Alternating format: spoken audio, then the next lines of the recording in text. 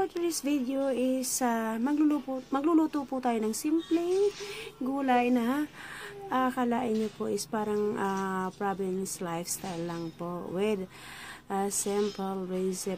So ayan po guys, yung galunggong na dati ko pong pinakita at meron nagtanong sa atin kung paano po natin lutuin. Ito po is dito po sa Australia yung galunggong na to, hindi po to sa Pilipinas. So ayan, nabili po yung sa dati ng Facebook at ating lulutuin yung dalawang peraso. Lagyan ko po siya ng gulay. Yung gulay po is pichay. And then pipituhin po natin yung isda.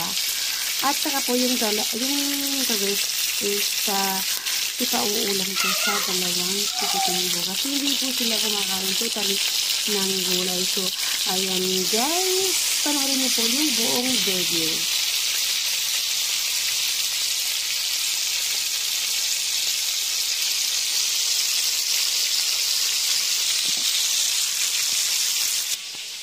Ayan po, gagawin po natin ng sausawan yung dalawang chikiting ko kasi ito yung favorite talaga ng bunso ko is yung calamansi with tuyo.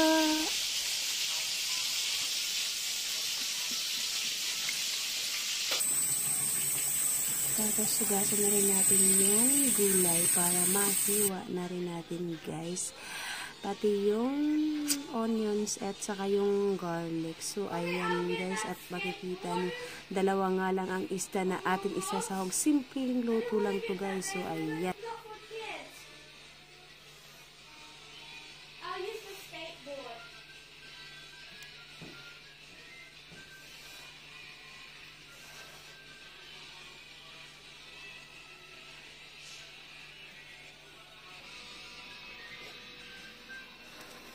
Ito na po, ready na po yung malalafang ng dalawang chikiting ko with calamansi and tuyo.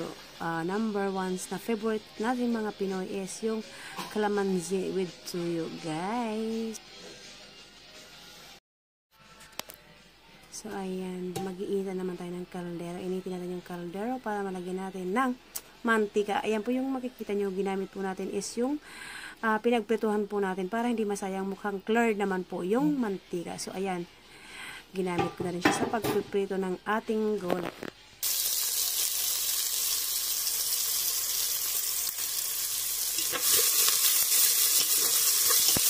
Gisa-gisa na rin po tayo ng bawang at sibuyas. Pasensya na po kayo sa aking voice. Hindi po masyadong maganda. Pagpasensya na po niyo, God bless po. Thank you for watching.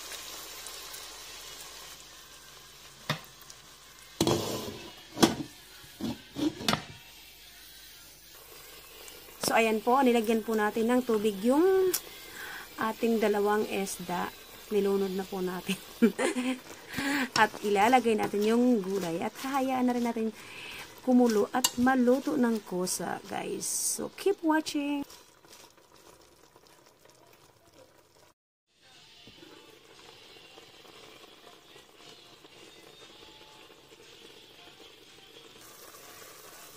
So, ayan guys, unti-unti na siyang nalo. So, ito na nga guys, yung gulay natin at yung dalawang istang iniwan natin para sa mga bata. So, ayan, thank you for watching guys. Thank you, hanggang dito na lang. Salamat ng marami at pasensya na po kayo sa aking voices. Thank you, and God bless.